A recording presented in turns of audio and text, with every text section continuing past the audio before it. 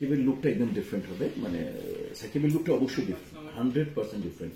আমার লুকটা একটু ডিফারেন্ট আশা করবে, এবং ক্যারেক্টারটাও সাকিবের আমার দুজনের ডিফারেন্ট, এইটুকু বলতে পারি। লুকটা বরবাদের শাকিব খানের ফার্স্ট লুক দেখেই সবাই চমকে যাবে বললেন হল অভিনেতা মিশা সওদাগর। প্রিয় ভিউয়ার্স, বিস্তারিত জানতে একটা লাইক দিয়ে পুরো ভিডিও জুড়ে সঙ্গে থাকুন।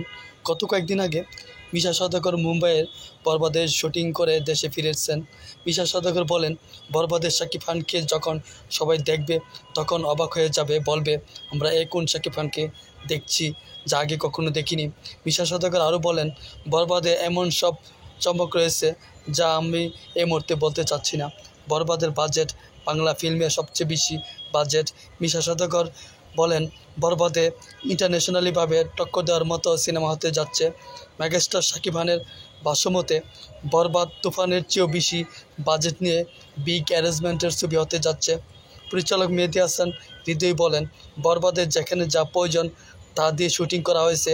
মেহেদী হাসান হৃদয় আরও বলেন, শাকিবানরা যখন স্ক্রিনে বরবাদে দেখে চোখে তৃপ্তি পাবে আর বলবে কি দারুণ সিনেমা দেখেছি, ঠিক তখনই আমার সিনেমা তৈরির সার্থকতা খুঁজে পাবো।